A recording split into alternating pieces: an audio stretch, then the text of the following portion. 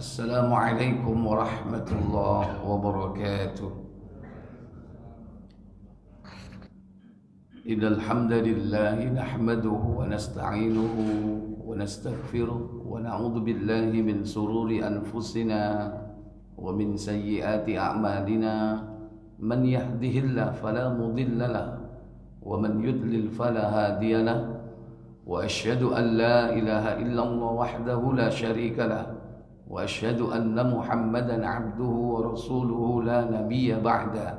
Allahumma salli wa sallim wa barik ala Muhammadin sallallahu alaihi wa ala alihi wa ashabihi wa man tabi'ahum bi ihsanin ila yaumiddin, amma ba'd. Ikhwatal iman, a'azzani Allah wa iyyakum, para bapak, para ibu, saudara-saudari jamaah salat subuh Masjid Al-Falah Basura City yang dirahmati Allah Jalla wa'ala. Bersyukur kita pada pagi yang berbahagia ini dimudahkan Allah melangkah ke rumah Allah untuk menunaikan kewajiban kita mengabdi kepada Allah, sekaligus meluangkan waktu untuk sedikit mempelajari ayat-ayat Allah, sunnah-sunnah Rasulullah sallallahu alaihi wasallam. Tiada harapan melainkan semoga Allah memberikan kita ilmu yang bermanfaat.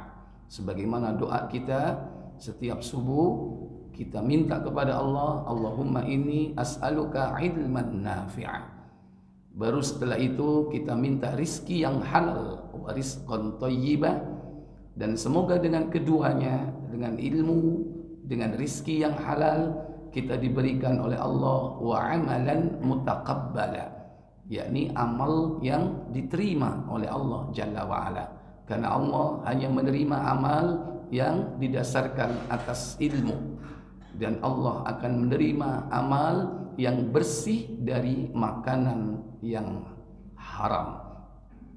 Semoga salawat dan salam semoga selalu tetap terlimpah kepada junjungan kita baginda Nabi Muhammad sallallahu alaihi wasallam. Demikian pula untuk keluarga beliau, termasuk di dalamnya ummahatul mukminin, istri-istri beliau, keturunan beliau, para sahabat beliau, dan seluruh pengikutnya yang setia hingga tegaknya hari kiamat. Bapak Ibu, saudara-saudara sekalian, hari ini kita akan melanjutkan pembahasan dalam kitab Al-Arba'un An-Nawawiyah sampai kepada hadis yang ke-13, yakni tentang mencintai saudara sesama mukmin sebagaimana mencintai diri kita sendiri. An Abi Hamzah, dari Abu Hamzah Anas bin Malik radhiyallahu taala anhu, yaitu Anas bin Malik, khadimi Rasulillah sallallahu alaihi wasallam. Beliau adalah pelayan atau pembantu Rasulullah sallallahu alaihi wasallam. Anin Nabi sallallahu alaihi wasallam qala, dari Nabi sallallahu alaihi wasallam beliau bersabda, la yu'minu ahadukum, tidaklah beriman salah seorang di antara kalian, hatta yuhibba li akhihi, hingga ia mencintai bagi saudaranya, ma yuhibbu li nafsihi, apa yang dicintai oleh dirinya sendiri. Hadis rawahul Bukhari wa Muslim. Hadis ini diriwayatkan oleh Imam Al-Bukhari dan Muslim. Juga di dalam kitab Sunan ada beberapa nukilan hadis. Pertama dalam hadis At-Tirmidzi di nomor 2515. Kemudian di dalam Sahih An-Nasa'i ada di nomor 5016 sampai dengan 5039 dan juga 5017. Di dalam Sahih Ibnu Majah ada di nomor 66. dan kesemuanya bersumber dari sahabat Anas bin Malik. Bapak Ibu, saudara-saudara sekalian, hadis ini pendek, singkat, tapi memiliki kandungan yang sangat dalam sekali. Karena memang Rasulullah SAW diberikan oleh Allah jawami'ul kalim. Jawami'ul kalim yaitu kata-kata yang singkat, padat, tapi bermakna sangat mendalam. Beliau mengatakan, la yu'minu ahadukum, tidak beriman salah seorang di antara kalian. Maksudnya di sini, iman seseorang itu tidak akan sempurna. Sehingga di sini disebutkan adanya peniadaan iman. Yang dimaksud, yakni imannya berkurang sebahagian. Akan tetapi pokok dari imannya masih ada. Bukan berarti tidak punya iman di sini lantas menjadi kafir, tidak. Tapi imannya berkurang. Hingga hatta yuhibba li akhi, hingga dia mencintai bagi saudaranya. Li akhihi di sini menunjukkan bahwa saudara yang dimaksud yakni sesama muslim, saudara seakidah, seiman, bukan sekedar saudara yang berhubungan dengan nasab atau saudara secara umum ya. Dan ini menunjukkan kelembutan Nabi SAW. Seandainya Nabi mengatakan lil mu'min, bisa jadi itu lebih jelas, lebih spesifik. Hatta yuhibba lil mu'min, misalnya begitu. Hingga dia mencintai saudaranya mukmin. Tapi Nabi menyebut secara umum, yaitu li akhihi, saudaranya. Karena saudara di sini adalah saudara yakni sesama muslim atau sesama mukmin. Ada ukhuwah di sini. Yakni ukhuwah imaniyah dan ukhuwah islamiyah. Karena seorang mukmin itu bersaudara. Sebagaimana kata Nabi SAW, kata Allah Jalla wa'ala di dalam surah Al-Hujurat, dalam surah 49, yaitu pada ayat yang ke-10. Allah Jalla wa'ala berfirman, innamal mu'minuna ikhwatun fa aslihu baina akhawaykum wattaqullaha la'allakum tuflihun. Apa kata Allah Jalla wa'ala?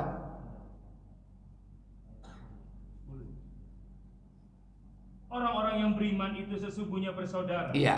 Innamal mu'minuna ikhwatun. Orang-orang yang beriman itu bersaudara.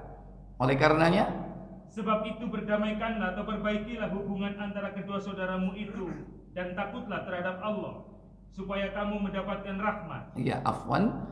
Di situ disebutkan yakni fa aslihu baina akhawaykum, maka hendaklah kau damaikan antara dua saudaramu yang berselisih tersebut. Wattaqullah, dan bertakwalah kepada Allah, la'allakum turhamun, agar kalian mendapatkan rahmat. Dalam hadis Muslim disebutkan bahwa muslim itu bersaudara. Kalau ini mukmin, mukmin. Adapun dalam Rasulullah SAW bersabda bahwasanya muslim itu bersaudara. Coba dibuka hadis Muslim nomor 2193. 2193.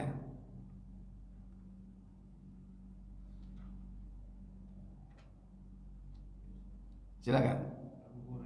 Silakan.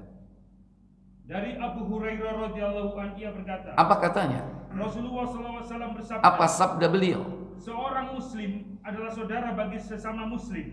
Di sini kata Nabi, al-muslimu akhul muslim.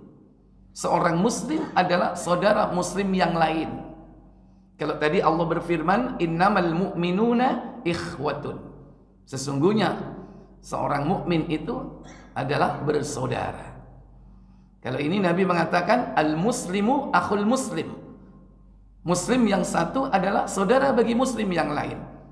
Apa konsekuensinya? Lanjut. Karena itu janganlah menganiayanya. Fala tazlimhu, maka janganlah kau menganiayanya. Tidak boleh menzaliminya. Yang kedua, jangan membiarkannya teraniaya. Wala yahzulhu, dan juga jangan membiarkan dia teraniaya.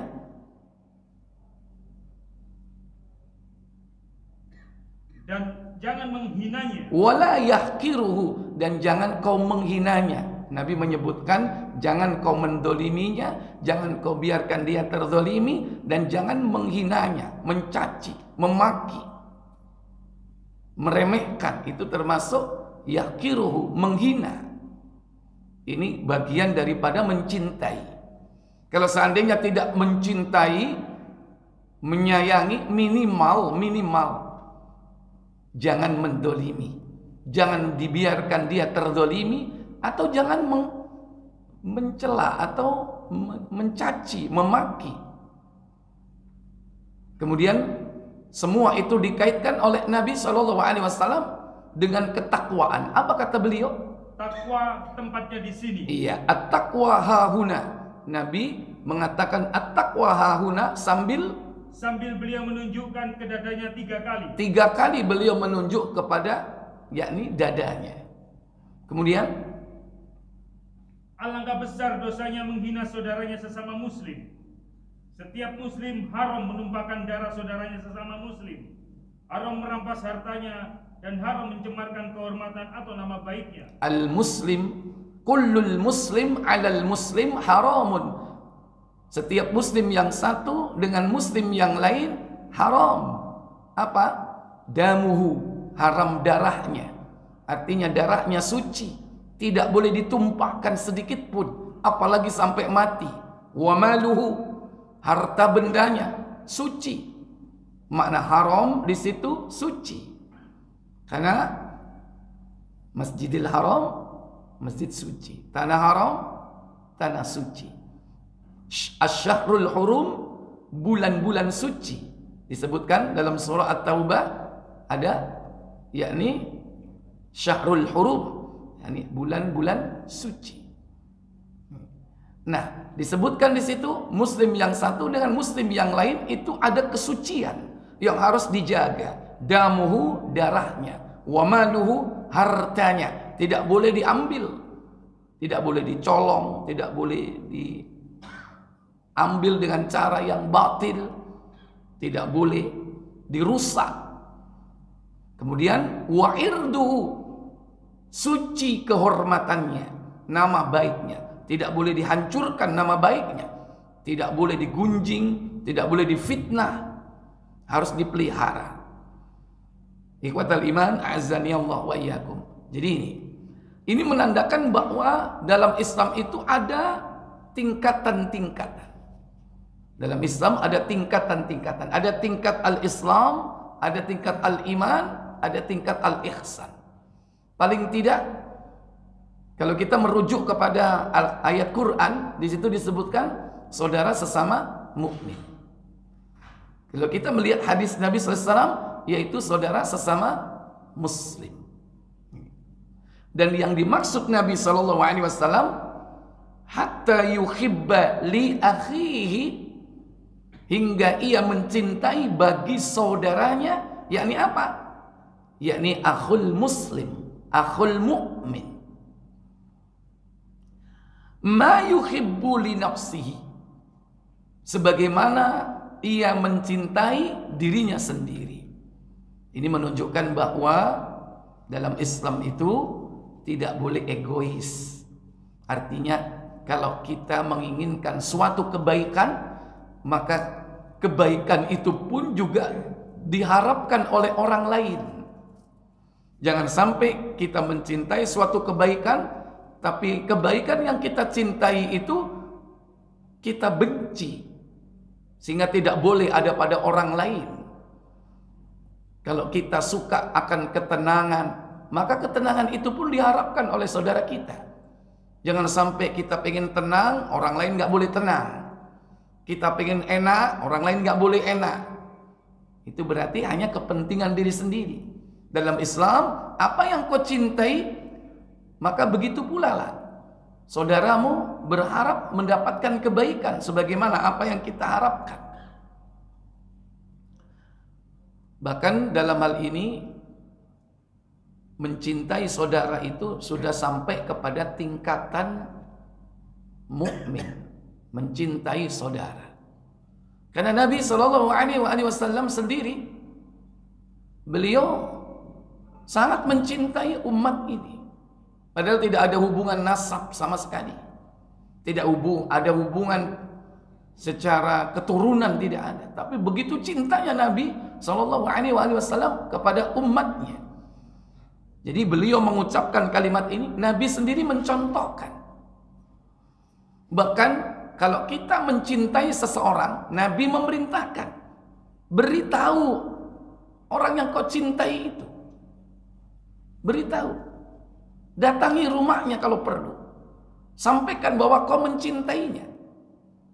Sebagaimana Nabi bersabda, buka Abu Dawud nomor 5124. 5124. Silakan. Dari Mikdam bin Ma'di Karib radhiyallahu an, dari Nabi SAW beliau bersabda. Apa sabda beliau SAW? Jika seseorang menyintai saudaranya sesama muslim, maka hendaklah ia memberitahukannya bahwa ia mencintainya. Iya. Idza ahabba ahadukum akhahu. Jika salah seorang di antara kalian mencintai saudaranya, maka Nabi mengatakan falyukhbirhu. Kabarkan kepadanya annahu yuhibbuhu, bahwasanya kau mencintainya. Kabarkan kepadanya. Jadi kalau kita cinta kepada seseorang, kita datangi, Mas, aku senang sama kamu, aku cinta sama kamu. Ini merupakan sunnah yang mungkin sudah tertinggalkan. Tapi di sini kategorinya cinta sesama muslim. Karena dasar apa? Persaudaraan imaniyah, persaudaraan islamiyah. Bukan cinta mungkin diartikan sama-sama laki ya, cinta birahi. Nah, itu mah menyimpang, nggak boleh. Kira-kira kalau ada orang datang ke sampean begitu, kemudian mengatakan aku cinta kepadamu, gimana kira-kira Pak? Halo? Ada orang datang kepada kita mengatakan uhibbuka fillah, aku cinta kepadamu karena Allah. Masuk enggak kalau itu? Nah, harus ada kalimat apa? Fillah, karena Allah. Kalimat fillah itu yang penting di situ. Artinya ini bukan cinta yang salah. Mencintai mungkin karena apa? Karena orang ini punya perangai akhlak yang baik. Orang ini karena punya amalan yang luar biasa, ahli ibadah, boleh. Cuman kadang kita itu mencintai orang karena dunia. Bang, aku cinta lu sama kau bang. Kenapa? Kamu orangnya itu banyak duit, banyak kerjaan, bagi dong misalnya. Nah, itu cinta karena apa? Karena dunia. Ada yang cinta itu karena akhlaknya, karena budi pekertinya. Bang, aku cinta lo sama kau bang. Loh kenapa? Ya, kau itu orangnya sabar bang. Dipukuli orang diem aja bang. Nah misalnya begitu. Mungkin ada nggak? Mungkin ada. Kita tertarik dengan kesabarannya. Nah itu cinta karena Allah. Kenapa? Karena akhlak, budi pekertinya. Bukan karena cinta dia anak pejabat supaya dapat apa? Tender, ya kan? Bukan karena dia anak artis supaya kita dapat ya dikit-dikit ikut audisi lolos misalnya. Bukan karena dia orang kaya supaya kita dapat kecipratan kayanya, bukan. Tapi cinta karena Allah. Maka diucapkan di belakang kalimat itu fillah. Kalau kita mencintai seseorang, kita ucapkan uhibbuka fillah, aku mencintaimu karena Allah. Dan itu dikatakan oleh Nabi, diperintahkan ketika sahabat duduk bersama Nabi, ada orang lewat. Kemudian orang ini, sahabat ini mengatakan kepada Nabi, "Ya Nabi, aku cinta loh sama dia orang." "Benar kau cinta?" "Iya." "Kau sudah beritahu enggak kalau dia cinta? Kalau kau cinta kepada dia?" "Belum." "Beritahu dia." Apa yang dilakukan orang ini? Buka Abu Dawud 5125. Silakan.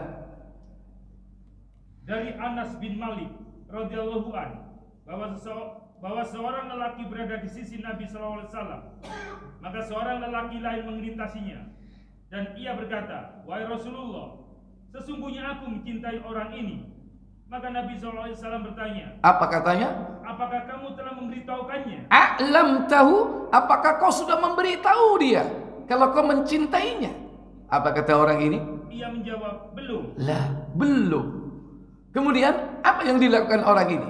Lalu beliau bersabda, "Beritahukanlah kepadanya." "A'limhu." Beritahu temanmu itu, beritahu orang yang baru lewat itu bahwa kau mencintainya. Kemudian maka orang yang di sisi Nabi SAW itu mengejarnya seraya berkata, apa katanya? "Aku mencintaimu karena Allah." Iya. Lantas orang ini dikejar, kemudian diucapkan kepada orang tersebut, "Uhibbuka fillah." Aku mencintaimu karena Allah. Berarti kalau sudah karena Allah, berarti maksudnya tahu Pak ya? Berarti cintanya ini bukan cinta yang salah gitu. Ini cinta yang benar gitu. Ini cinta yang diperintahkan oleh Allah untuk mencintai saudara sesama mukmin, dan ini cinta yang diperintahkan oleh Nabi SAW mencintai saudara sesama muslim.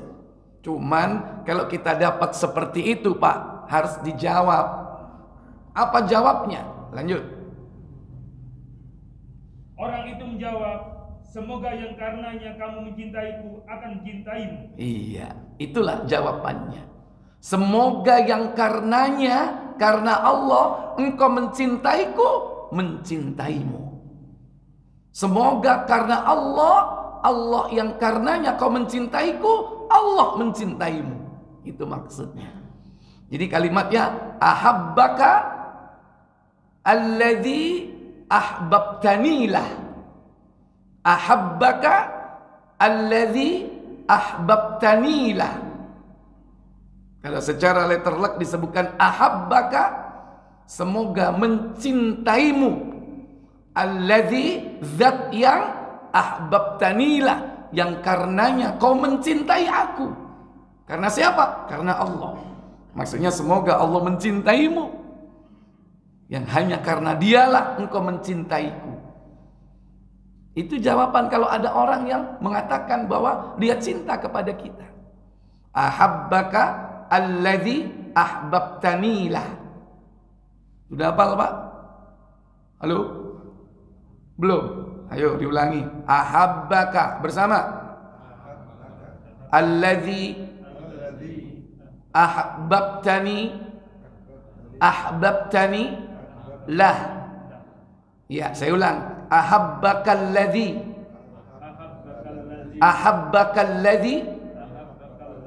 ahbabtani lah. Ahabbakalladzi ahbabtani lah. Ini penting untuk dihafalkan. Kadang-kadang kalau ada orang datang mengatakan seperti itu, kita harus jawab. Dan ini etika di dalam Islam, agar kita ini betul-betul dibuat cinta oleh Allah. Kalau ada orang mengungkapkan cinta, maka kita menjawab, Allah akan betul-betul menjadikan keduanya ini cinta. Dan kalau kita mencintai antara saudara sesama muslim, sesama mukmin, semata-mata karena Allah, fa insyaallah di dunia ini akan diberikan oleh Allah lezat manisnya iman. Lezat manisnya iman. Kata Nabi, buka Muslim nomor 34. Ada 3 perkara kata Nabi. Jika 3 perkara ini ada pada diri seseorang, dia akan mendapatkan lezat manisnya iman. Dari Anas radhiyallahu an dari Nabi sallallahu alaihi wasallam, beliau bersabda. Apa sabda beliau? Ada 3 perkara. Salasatun. bila terdapat dalam diri seseorang, maka dia akan merasakan bagaimana manisnya iman. Man kunna fihi wajada bihi halawatal iman. Apabila 3 perkara tersebut ada pada diri seseorang, dia akan mendapatkan lezat manisnya iman. Apa saja? 1, mencintai Allah dan Rasulnya melebihi daripada yang lain-lainnya. Iya, man kana Allahu wa rasuluhu ahabbu ilaihi mimman siwahuma. Mencintai Allah dan Rasulnya melebihi daripada cinta selain keduanya. Nah, ini harus diletakkan di tempat tertinggi. Cinta Allah itu nggak boleh dilewati. Jangankan melampaui cintanya kepada Allah, menyamakan cinta dengan Allah saja, menamakan cintanya kepada makhluk dengan Allah sejajar, itu nggak boleh. Nggak boleh. Apalagi melebihi. Yang benar harus dibawa. Cinta kepada istri, cinta kepada anak, boleh nggak itu? Cinta kepada istri, boleh nggak? Cinta kepada anak, boleh nggak? Cinta kepada harta, boleh nggak? Boleh. Karena manusia nggak bisa lepas dari cinta. Manusia itu hidupnya dihiasi dengan cinta. Kata Allah Jalla wa'ala dalam surah Ali Imran pada ayat yang ke-16, Zuyyina linnasi hubbus syahawati minan nisa'i wal banin والبنين والقناطير المقنطرة من الذهب والفضة والخيل المسومة والأنعام والحرث ذلك متاع الحياة الدنيا والله عنده حسن المآب. Apa kata Allah? Dijadikan indah pada pandangan manusia kecintaan kepada apa-apa yang diingini. Iya, jadi Allah menghiasi manusia itu dengan apa? Hubbun, cinta. Cinta kepada apa? Hubbus syahawat, cinta kepada keinginan-keinginan. Allah rangkum keinginan yang banyak itu ada 6 yang paling pokok. Apa ya? Apa saja? Yaitu wanita-wanita. Minan nisa 2. Anak-anak. Wal banin 3. Harta yang banyak dari jenis emas, perak. Wal qanatiril muqantarati minadz dzahab wal fiddah. Harta emas dan perak, dinar, dirham. Kalau sekarang fulus, dolar, rupiah dan sebagainya. Duit.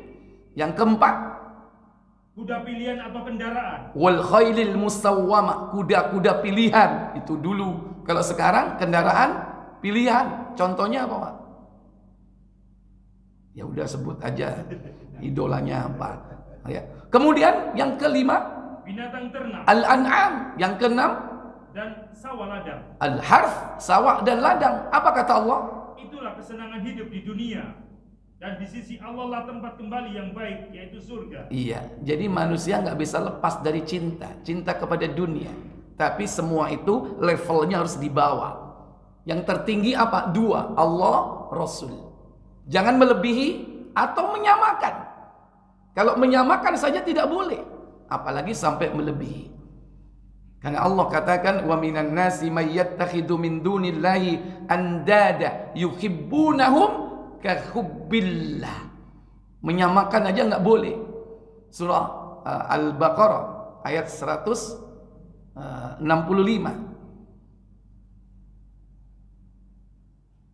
Apa kata Allah Jalla wa'ala? Dan di antara manusia ada orang-orang yang menyembah tandingan-tandingan selain Allah. Bagaimana sikap mereka?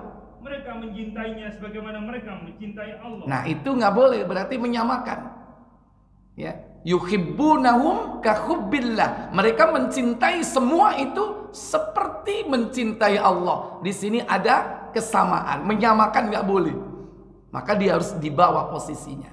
Nah, ini yang pertama. Orang yang akan mendapatkan lezat manisnya iman. Kembali kepada muslim. Yang kedua, setelah mencintai Allah dan Rasulnya diletakkan di tingkat tertinggi, baru yang kedua, yaitu mencintai orang lain karena Allah semata-mata. Iya.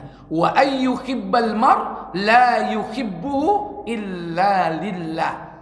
Dan tidaklah ia mencintai sesuatu melainkan cintanya karena Allah. mencintai istri, mencintai wanita karena Allah, mencintai anak karena Allah, mencintai dinar dan dirham karena Allah, mencintai sawah dan ladang karena Allah, mencintai mobil karena Allah. Jangan sampai mobilnya membuat dia telat sholat. Gara-gara mandiin mobil dia nggak sholat. Itu berarti cintanya kepada mobil melebihi dari cintanya kepada Allah. Gara-gara anak, gara-gara istri telat sholat subuhnya, berarti dia lebih cinta kepada anak dan istrinya daripada cintanya kepada Allah. Nih, maka susah untuk mendapatkan manis lezatnya iman. Dan yang dimaksud di situ apa? As-sa'adah, kebahagiaan. Orang itu hidupnya bahagia kalau dia cinta kepada Allah dan Rasul tertinggi. Baru kemudian mencintai sesuatu karena Allah. Maka dia akan mendapatkan lezat manisnya iman, yaitu kebahagiaan. Bukankah itu yang dicari? Dan yang ketiga apa? Wa ayyakrahu ayyauda fil kufri. Benci kepada kembali kepada kekafiran. Apa kata beliau? Benci menjadi kafir kembali setelah Allah melepaskannya dari kekafiran itu. Sebagaimana dia benci, sebagaimana bencinya akan dilemparkan ke neraka. Di dunia dia sudah dapat bahagia. Orang kalau mencintai karena Allah. Di akhirat orang yang saling mencintai karena Allah nanti dipertemukan di padang mahsyar, dia dinaungi oleh Allah dengan awannya. Ini manfaat di akhirat. Nabi SAW bersabda, ada 7 kelompok manusia yang dinaungi oleh Allah di padang mahsyar ketika hari tidak ada naungan kecuali naungan Allah. Salah satunya adalah orang yang cinta mencintai karena Allah. Apa kata beliau? Buka Bukhari nomor 376. ABC.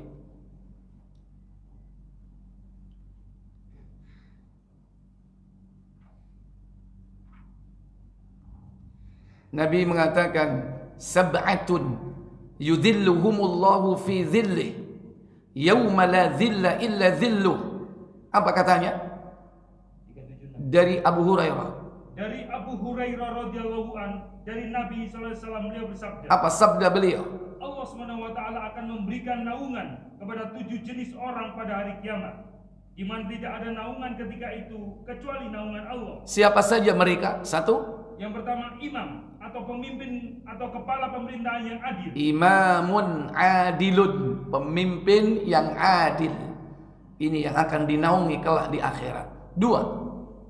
Pemuda yang terdidik atau terlatih sejak kecil dalam menyembah Allah. Wa syabbun nasa'a fi ibadatillahi azza wa jalla. Seorang pemuda yang menghabiskan masa mudanya untuk mengabdi kepada Allah. Dia berbakti kepada orang tua, tidak melupakan kewajiban salat dan puasanya. Dia menuntut ilmu, dia habiskan masa mudanya sampai usia 40 tahun mengabdi kepada Allah. Dinaungi kelak di akhirat. 3. Seseorang yang hatinya tergantung di masjid. Iya. Rajulun qalbuhu mu'allakum bil masajid. Seseorang yang hatinya terpaut di masjid. Dia rajin ke masjid, dia cinta masjid. Untuk apa? Memakmurkan masjid itu. Hatinya tergantung di masjid. Orang ini dinaungi kelak di akhirat. Yang keempat, 2 orang yang saling mengasihi karena Allah, mereka berkumpul karena Allah dan berpisah karena Allah. Nah, ini dia. Berarti nomor berapa? Nomor 4. Rajulani tahabba fillah. 2 orang laki-laki yang keduanya saling mencintai karena Allah. Fillah, cinta karena Allah. Bukan karena dunia, bukan karena harta, bukan karena pangkat, kedudukan, kecantikan, ketampanan, tidak. Karena Allah. Sehingga apa? Ijtama'a alaihi wa tafarraqa alaihi. Dia berkumpul karena Allah, dia berpisah karena Allah. Orang ini akan dinaungi kelak di akhirat dengan naungan dari Allah tabaraka wa ta'ala. Para bapak, para ibu, saudara-saudara sekalian yang dirahmati Allah tabaraka wa ta'ala.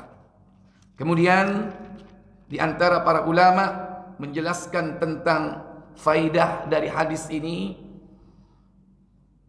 Yang pertama, qala Ibnu Utsaimin rahimahullahu taala, berkata Syekh Muhammad bin Shalih Al-Utsaimin rahimahullah ta'ala, di antara faidah hadis yang pertama, annal imana yatafadhal, bahwasanya iman itu bertingkat-tingkat, minhu kamilun wa minhu naqisun. Ada kalanya dia bertambah, ada kalanya dia berkurang. Ini menunjukkan bahwa hadis ini iman itu fluktuatif. Sehingga Nabi mengatakan la yu'minu ahadukum, berarti menandakan bahwa iman itu ada kalanya sempurna, ada kalanya tidak sempurna. Dan itu ada grade-nya. Wa hadza madhhabu ahli sunnati wal jamaah.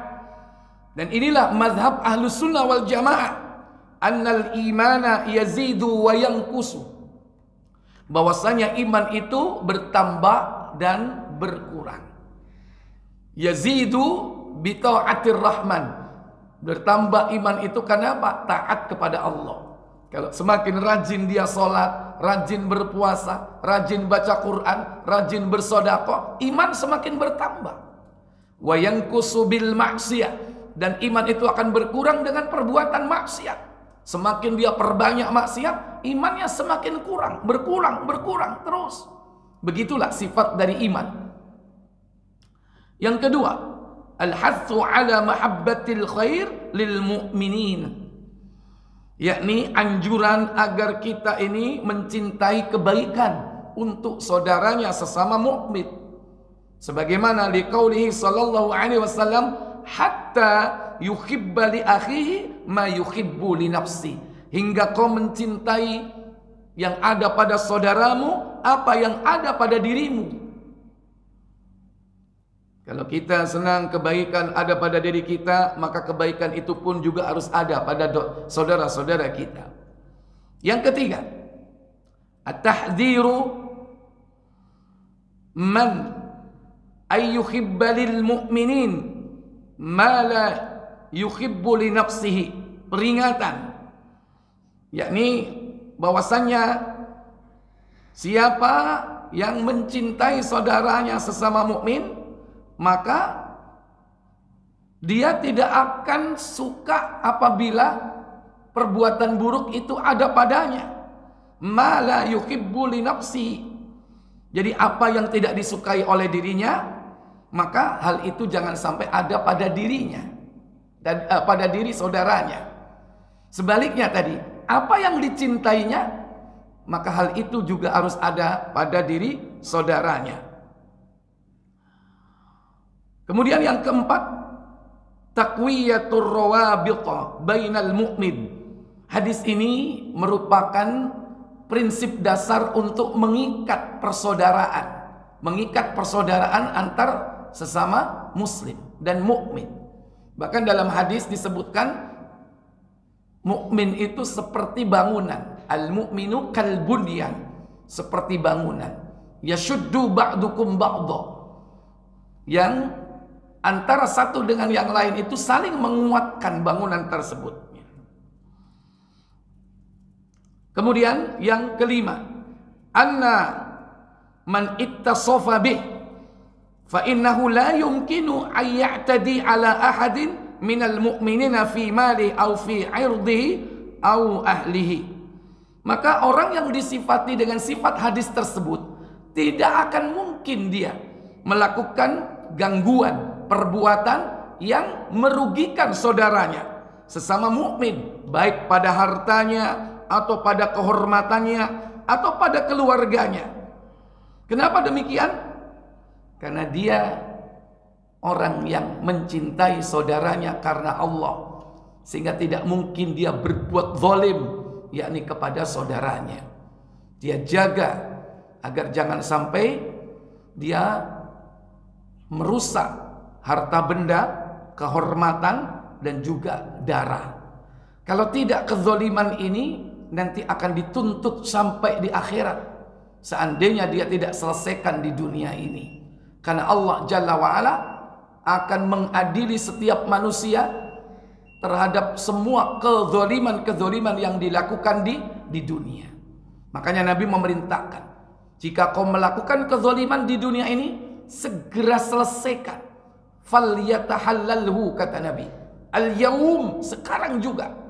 Apa kata beliau? Buka Bukhari 1171.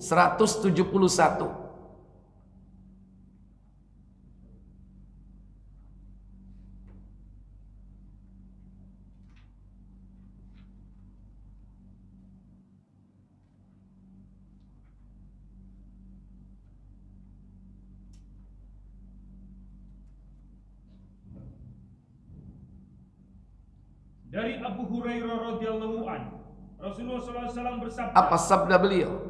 siapa yang merusak nama baik atau harta benda orang lain, maka minta maaflah kepadanya sekarang ini. Iya, man kana lahu mazlamatun min irdihi aw min malin. Siapa yang pernah melakukan kezaliman, merusak nama baik saudaranya, merusak harta benda saudaranya, falyatahallalhu al-yaum, mintalah kehalalan, keridhaan sekarang juga, kata Nabi. Sebelum apa? Sebelum datang hari di mana mata uang tidak berlaku lagi. Qabla ya'ti yauma la dinar wala dirham. Sebelum datang tidak ada dinar, tidak ada dirham. Hari ketika tidak berlaku seluruh harta kekayaan, karena sudah tidak ada lagi. Kapan itu? Saat di alam barzah. Kapan itu? Saat nanti di alam akhirat, di padang mahsyar. Apa yang terjadi ketika itu? Kalau ia mempunyai amal baik, sebagian dari amal baiknya itu akan diambil.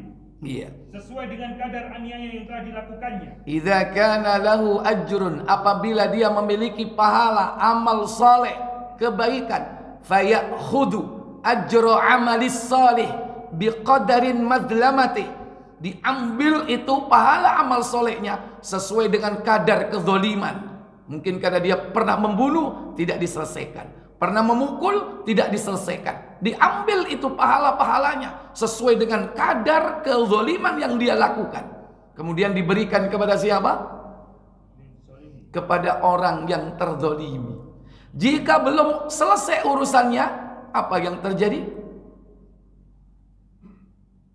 Kalau ia tidak mempunyai amal baik, maka dosa orang lain itu diambil dan ditambah kepada dosanya. Iya, makanya di akhirat, Bapak Ibu, saudara sekalian, banyak orang bangkrut. Kenapa? Karena kezaliman di dunia tidak diselesaikan. Makanya hadis ini sebagai prinsip dasar bagaimana kita berinteraksi dengan saudara sesama mukmin atau muslim kita. Jangan sampai kita ini punya masalah yang masalah itu tidak terselesaikan. Kadang mungkin kita tidak sengaja menyakiti hati saudara kita. Mungkin ada nama baik yang rusak karena kita. Mungkin karena ada harta benda yang rusak atau hilang karena kita. Maka kita harus segera menyelesaikan itu di dunia. Sebelum nanti di akhirat pahala-pahala kita akan diambil. Karena nanti banyak orang datang di akhirat itu bangkrut, Pak. Membawa pahala sholat, membawa pahala puasa, membawa pahala zakat, tapi dia lupa membawa dosa 5 perkara. Apa 5 perkara ini? Buka Muslim nomor 2211.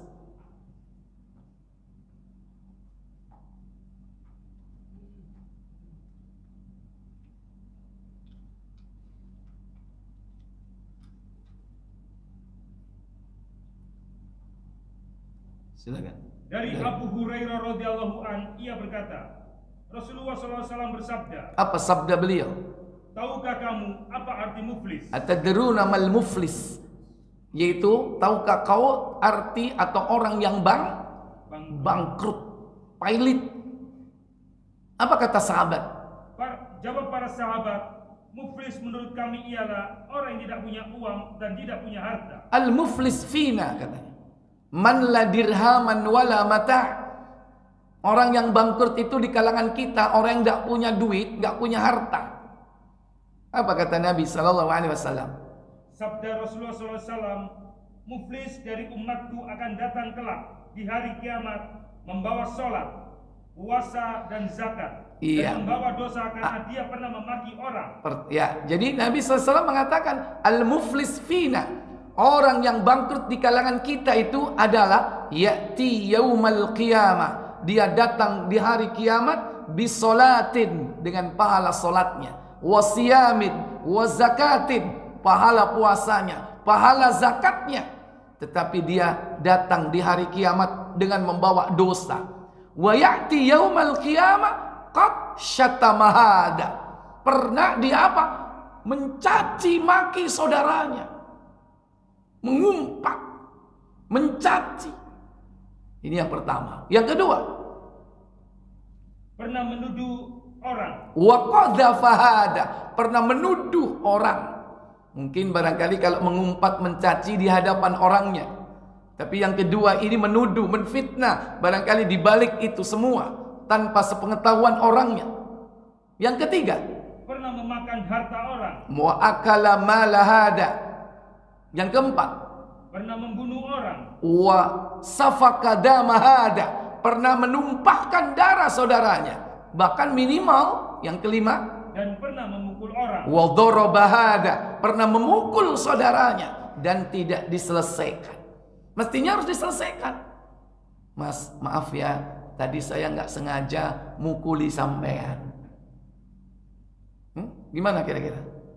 Bisa nggak minta maaf seperti itu? Kadang gengsi, karena kita emosi.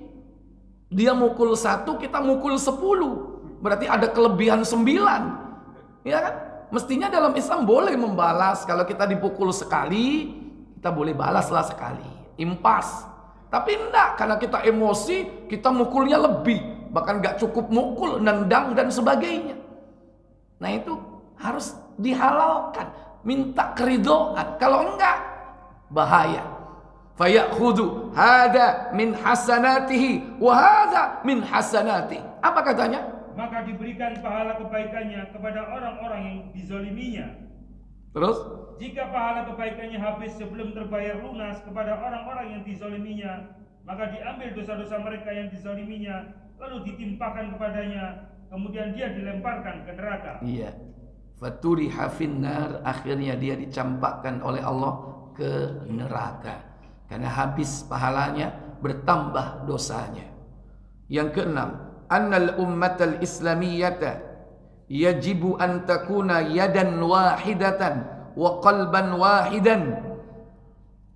Bahwasanya umat Islam ini wajib memiliki tangan yang satu dan hati yang satu. Jadi kita minta kepada Allah tentunya agar hati-hati kita ini disatukan menjadi saudara. Karena memang kita sesama mukmin adalah bersaudara.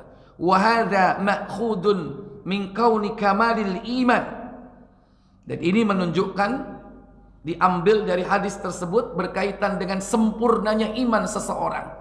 Iman seseorang akan sempurna jika kita ini memiliki satu hati. Demikian pula yang ke-7, yang terakhir, isti'malu ma yakunu bihi al-'atfu fi uslubil kalami. Hendaklah kita mengamalkan apa yang diamalkan Nabi di dalam berbicara, memakai metode kelembutan, al-'atf, kelembutan. Kenapa demikian? Fi qaulihi sallallahu alaihi wasallam li akhihi. Nabi mengatakan kalimat li akhihi, ini menunjukkan kelembutan beliau. Kenapa demikian? Walau syaa laqala, sekiranya Nabi mau, beliau niscaya akan mengatakan la yu'minu ahadukum hatta yuhibba lil mu'minina. Tidak sempurna iman salah seorang di antara kalian hingga kalian mencintai saudara mukminmu. Tapi Nabi tidak mengatakan lil mu'minina, tapi apa? Li akhihi. Ini menunjukkan apa? Al-atfu, yaitu kelembutan Nabi di dalam apa? Uslubul kalam, yakni metode berbicara. Dan inilah mencontohkan Nabi kepada umatnya agar berdakwah itu dengan yakni istiqtafalil insan, kelembutan kepada manusia. Wallahu a'lam. Baik Bapak Ibu Saudara sekalian, mungkin ini penjelasan hadis ke-13. Semoga kita bisa memahami dan mengamalkannya dalam hidup kita sehari-hari. Baik, sebelum saya tutup, sebagaimana biasa, saya berikan kesempatan untuk tanya jawab. Silakan.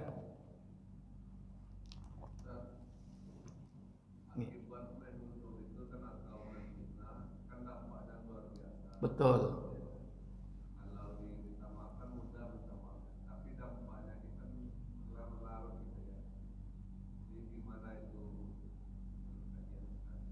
Iya, baik. Kalau kita menuduh seseorang dan yang kita tuduh itu tidak ridho, maka kita berdosa. Ya. Kemudian kadang tuduhan itu sudah viral, bahasa sekarang ya, kemana-mana, menjadi sesuatu yang meresahkan umat. Padahal tuduhan itu tidak benar. Maka dia harus pertama minta maaf kepada orang tersebut, minta kehalalan.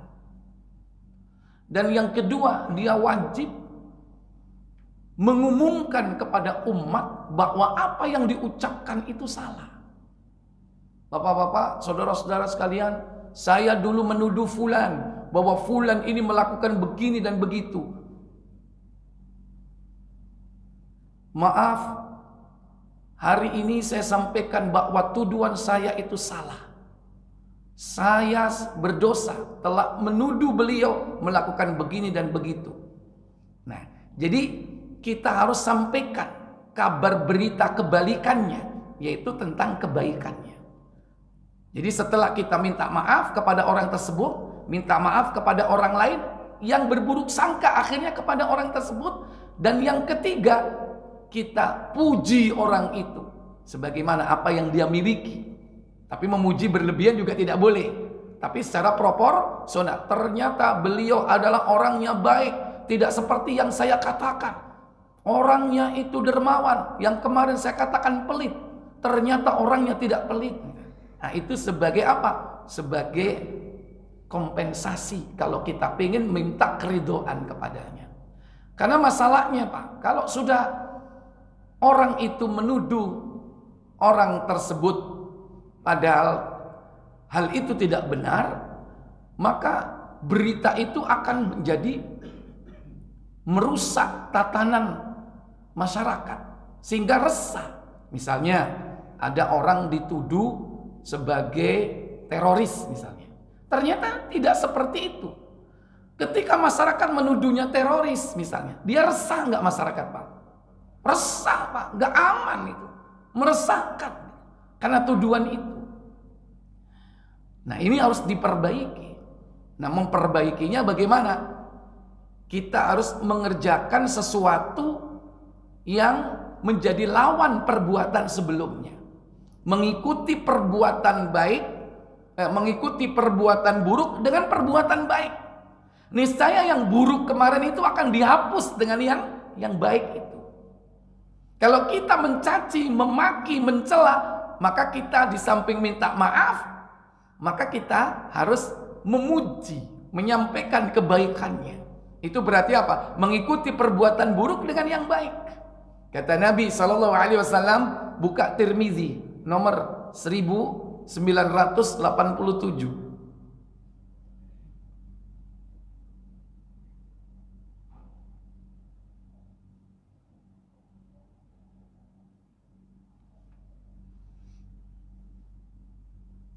Tirmizi 1987. Silakan. Dari Abu Dzar radhiyallahu anhu berkata. Apa katanya? Rasulullah SAW bersabda. Apa sabda beliau sallallahu alaihi wasallam? Bertakwalah engkau kepada Allah dimanapun engkau berada. Ittaqillaha haitsuma kunta. Bertakwalah kau kepada Allah, kata Nabi kepada Abu Dzar ketika itu. Haitsuma kunta, di mana saja kau berada. Kemudian ikutilah perbuatan yang buruk dengan perbuatan yang baik. Fa'atbi'is sayyi'atal hasanata. Ikutilah perbuatan burukmu dengan perbuatan yang baik. Niscaya setiap perbuatan yang baik itu akan menghapus perbuatan yang buruk. Tamhuha, niscaya yang baik itu akan menghapus yang buruk. Jadi diikuti. Contoh tadi mencaci, memaki, menfitnah, ya kan? Pertama, apa perbuatan baiknya? Tobat kepada Allah. Apa yang kedua dilakukan? Minta maaf. Maaf ya, saya tadi melakukan begini. Apa yang ketiga? Mengikuti perbuatan itu dengan perbuatan baik. Bagaimana perbuatan baik? Kalau sebelumnya mencaci, maka pujilah dia. Luruskan anggapan masyarakat yang sudah salah gara-gara kita tadi itu. Wa khaliqin nasa bi khuluqin hasanin, apa katanya? Dan gaulilah manusia dengan budi pekerti yang baik. Maka pergaulilah manusia itu dengan budi pekerti yang baik. Ini perintahnya. Nah, cuman masalahnya kita berani nggak melakukan nomor 2, Pak? Minta maaf kepada Allah, oke, kita istighfar. Yang kedua, minta maaf. Berani nggak? Bang, maaf ya, kemarin gua ngomongin abang nih, ngerasanin abang. Lu ngerasanin gua apa? Gitu. Abang gua rasanin selingkuh. Gitu. Oh, ternyata lu yang membuat rusak seluruh pekerjaan saya. Ya, ini misalnya. Jadi seperti itu harus berani, Pak. Kira-kira, Pak, antara meminta maaf dengan memberi maaf itu lebih ringan mana, Pak? Hah? Memberi maaf dengan meminta maaf. Meminta maaf kan lebih gampang kan mestinya kan. Justru yang berat itu, Pak, memberi maaf. Jadi orang yang bersangkutan, yang kita gunjing, yang kita bicarakan, yang kita fitnah itu, mestinya itu lebih susah memberi maaf. Tapi mau tidak mau kita yang berbuat salah harus minta maaf. Ini butuh apa? Kebesaran jiwa. Mau mengakui kesalahan. Untuk apa? Agar kesalahan kita dihapus. Nah, setelah itu baru kita bicara sama teman-temannya tentang kebaikannya. Nah, kalau itu tanpa sepengetahuannya nggak apa-apa gitu. Tapi minta maaf kepada yang bersangkutan itu sangat penting sekali. Supaya apa? Nanti di akhirat tidak dipermasalahkan. Karena di akhirat itu Masya Allah, Pak, orang itu sangat butuh pahala. Sehingga orang itu berusaha mencari kesalahan orang lain. Apa yang bisa dilakukan? Mereka lakukan. Sampai-sampai seorang bapak, dia akan mencari anaknya agar dapat pahala dari anaknya. Apa yang dicari? Kesalahan apa yang dulu pernah dilakukan anaknya. Itu di akhirat itu saking butuhnya pahala. Makanya kita sangat hati-hati di dunia ini, jangan sampai menyakiti hati orang lain. Baik mengenai harta, mengenai kehormatan, ataupun darah. Wallahu a'lam. Baik, yang lain mungkin ada, silakan. Ya. Kan mencintai sesama sikap terhadap yang non-muslim gimana? Apakah berlaku juga ada yang sama atau tidak? Ya. Mencintai sesama muslim itu wajib hukumnya. Ya. Kemudian mencintai non-muslim tidak boleh. Mencintai non-muslim tidak boleh. Yang boleh apa? Menghormatinya sebagai sesama manusia. Makanya ada ukhuwah Islamiyah, ada ukhuwah imaniyah, tapi ada ukhuwah insaniyah. Ukhuwah insaniyah artinya apa? Persaudaraan sesama manusia. Apa? Menghormati dia sebagai manusia, makhluk Allah Jalla wa'ala. Kalau dia kecelakaan di jalan, apakah kita tanya? Ya, dia kejang-kejang ketabrak mobil, kita tanya, non muslim apa enggak? Hindu apa muslim? Saya Buddha. Oh, ditinggal. Udah, biarin kamu ya, mati aja kamu. Kan nggak boleh seperti itu. Ya kan? Siapapun selagi dia manusia, jangankan manusia, hewan saja harus kita sayangi. Harus kita sayangi hewan. Apalagi manusia. Bahkan sampai Yahudi, musuh kita, Nabi itu menghormati walaupun sudah jadi mayit. Suatu hari Nabi duduk-duduk bersama sahabat, lewat jenazah. Nabi berdiri. Sahabat ikut berdiri. Itulah sahabat. Pokoknya apa yang dilakukan Nabi, dia ikut. Nabi berdiri, ikut berdiri. Setelah jenazah itu lewat, Nabi duduk. Sahabat ngomong sama Nabi, wahai Nabi, bukankah ini orang Yahudi yang lewat tadi jenazahnya? Nabi balik bertanya, bukankah dia manusia? A'annas, bukankah dia manusia? Iya, manusia. Iya, dihormati. Berdiri beliau, manusia. Padahal Yahudi yang mati, Pak. Jadi ada ukhuwah insaniyah. Makanya ada ukhuwah Islamiyah yang lebih global, lebih umum lagi, ukhuwah insaniyah, persaudaraan sesama manusia. Cuman sekarang jadi macam-macam, ya kan? Ada ukhuwah watoniyah. Apa ini? Nah, ini baru kalau itu, Pak. Yaitu persaudaraan sebangsa, setanah air. Kalau itu baru, karena terciptanya bangsa itu kan baru. Apalagi nationality, negara kan baru-baru aja terpecah-pecah. Dulu yang ada apa? Suku bangsa. Sebelum suku bangsa nggak ada. Artinya apa? Dulu orang itu nggak ada suku bangsa. Suku bangsa itu muncul setelah apa? Keturunan Nabi Nuh. Sebelum itu, Pak, nggak ada bangsa, nggak ada. Semua manusia satu. Setelah Nabi Nuh, kenapa? Nabi Nuh naik bahtera. Berapa jumlah orangnya? Yaitu 78. 8 itu keluarga Nuh, Nuh dan istri. Kemudian 3 anaknya. Siapa anaknya? Sam, Ham, Yafid. Sam, Abul Arab, bapak moyangnya bangsa Arab.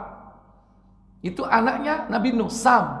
2, Ham, Abu Sudan, bapak moyangnya bangsa Sudan. Sudan apa? Afrika. Ya. Yang menurunkan ras Negroid Afrika itu Abu Sudan. Yang ketiga Yafid. Yafid apa? Abu Turk, bapak moyangnya bangsa Turki. Matanya sipit, rambutnya lurus. Ras apa? Mongoloid. Jadi 3 ini dari keturunan Nabi Nuh, dari anak Nabi Nuh. Nabi Nuh punya anak 4. Yang satu apa? Kan'an, tewas, mati. Nah 3 ini yang hidup. 8 keluarga Nuh. 70 itu kaumnya. Kaumnya Nabi Nuh yang ikut perahu bahtera itu cuma 70 orang, Pak. Dakwah ratusan tahun, umur Nabi Nuh 950 tahun, punya pengikut cuma 70. Dan 70 itu mereka semua tidak menurunkan generasi. Artinya dia putus sampai generasi yang kesekian, tidak ada sampai sekarang. Nah yang sekarang ada itu dari 3 putra Nabi Nuh ini. Dari ras inilah kemudian muncul apa? Bangsa. Dari bangsa inilah muncul suku. Tapi nanti kembali di akhirat sudah tidak ada lagi suku dan bangsa.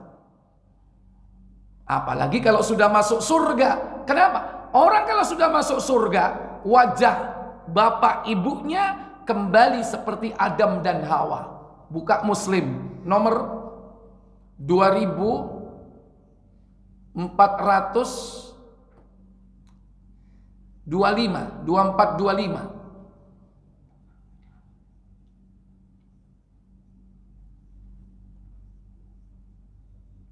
Silakan. Dari Abu Hurairah radhiyallahu anhu, ia berkata, Rasulullah SAW bersabda. Apa sabda beliau? Rombongan yang mula-mula masuk surga bercahaya-cahaya bagaikan bulan purnama. Rombongan sesudah itu lebih cemerlang dari bintang-bintang yang gemerlapan. Mereka tidak buang air kecil dan tidak buang air besar, tidak membuang ingus dan tidak meludah. Sisir mereka dari emas dan keringat mereka kesturi. Bedupaan mereka kayu gaharu yang harum. Istri mereka bidadari. Akhlak mereka sama. Bentuk mereka seperti nenek moyang mereka. Bentuk mereka seperti nenek moyang mereka. Suruhum ka Adam. Wajah mereka, bentuk mereka sama seperti bapak moyangnya Adam, yang laki. Yang perempuan seperti ibundanya Hawa. Bagaimana tingginya? Tinggi mereka 60 hasta. Tuluhum sittuna dhira'an. tingginya 60 hasta. 1 hasta setengah meter, 60 berarti berapa? 30 meter. Jadi nanti kembali seperti bapak ibunya. Oleh karena itu, Bilal bin Rabah ketika masuk surga tetap hitam nggak? Tetap hitam nggak? Antum nanti pangling sama Bilal. Mana Bilal ya? Pengen tahu. Nggak hitam lagi Pak. Kembali seperti bapak ibunya Adam dan Hawa. Sudah nggak ada ras, sudah nggak ada. Bagaimana bapak ibunya? Adam, ganteng. Ganteng mana sama Yusuf? Halo? Ganteng mana Pak? Yusuf sama Adam Pak? Hah? Ganteng mana Pak? Kalau Nabi Yusuf diterangkan jamiluhu nisfud dunya. Itu Yusuf nisfud dunya. Gantengnya Yusuf itu separuh dunia. Kalau Adam 100%. Kenapa? Karena dia masterpiece. Karena dia apa? First. Manusia pertama kali. Kenapa nggak terkenal? Karena nggak ada saing. Sehingga ada lawan. Nggak ada saingan ya kan? Kalau zaman Yusuf sudah banyak orang. Sehingga ada yang ganteng, ada yang nggak ganteng. Adam satu-satunya manusia. Karena makhluk pertama itu paling ganteng, paling sempurna. Sebagaimana kita kalau menciptakan first product itu apa? The best, terbaik. Baru kemudian selanjutnya dikurangi. Itu manusia Pak. Allah juga begitu. Menciptakan itu terbaik yang pertama. Adam. Sempurna. Ganteng. Nah antum kalau masuk surga. Semua seperti Adam. Tingginya, wajahnya. Nggak akan keliru Pak. Karena kita dibuat tajam mata kita itu. Sebagaimana sekarang orang bisa menciptakan alat barcode. Itu tajam. Sehingga mengklik sebuah produk. Seluruh database. Semua keluar. Nah mata kita tuh lebih tajam dari apa? Barcode. Jadi nggak tahu. Meskipun wajahnya mirip-mirip. Oh ini Fulan. Oh ini Abu Jundi. Oh ini Abu siapa? Ya kan tahu semua. Wallahu a'lam. Baik, saya pikir cukup sampai di sini. Semoga bermanfaat untuk kita semua. Kita tutup kafarat majelis. Subhanakallahumma wa bihamdik. Asyhadu an la ilaha illa anta. Astaghfiruka wa atubu ilaik. Wassalamualaikum warahmatullahi wabarakatuh.